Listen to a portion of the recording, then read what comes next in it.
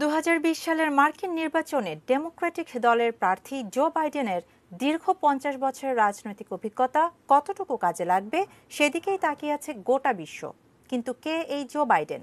টি-20 মার্কিন নির্বাচনে এই ডেমোক্রেটিক প্রেসিডেন্ট প্রার্থী সম্পর্কে জানব নিশীথ সূর্যের প্রতিবেদনে। দীর্ঘ 50 বছর ধরে মার্কিন রাজনীতির মাঠে কাজ করছেন ডেমোক্রেটিক পার্টির নেতা জো বাইডেন। পেরিয়েছেন নানা চড়াই উতরাই।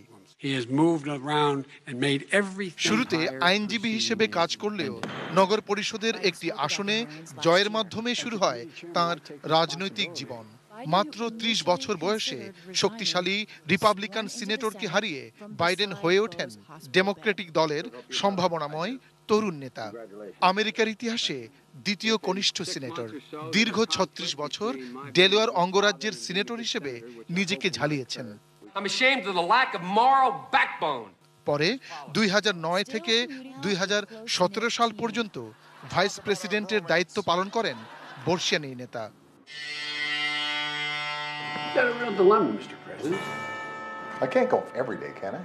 Which you like better, these or these? Joe, they're the same. They capture different moods. এবার হোয়াইট হাউসের চাবি নিতে রিপাবলিকান প্রার্থী ডোনাল্ড ট্রাম্পকে সমানে সমান টক্কর দেওয়ার শক্তি নিয়ে নেমেছেন বাইডেন।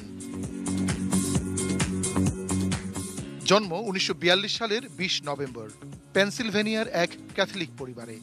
অভাব অনটনের কারণে মাত্র 11 বছর বয়সেই সপরিবারে চলে আসেন ডেলোয়ারে। পড়াশোনা আইন, রাষ্ট্রবিজ্ঞান ও ইতিহাস নিয়ে। পারিবারিক জীবন জুড়ে ট্র্যাজেডির মুখোমুখি হতে হয় বাইডেনকে।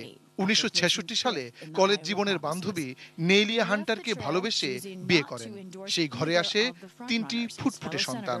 কিন্তু 1972 সালে মর্মান্তিক সড়ক দুর্ঘটনায় মারা যায় তার প্রাণপ্রিয় স্ত্রী ও একমাত্র মেয়ে নৌমি। 5 বছর নিঃসঙ্গ জীবন যাপনের পর 1977 সালে স্কুল শিক্ষিকা ট্রেসি জ্যাকবকে বিয়ে করেন।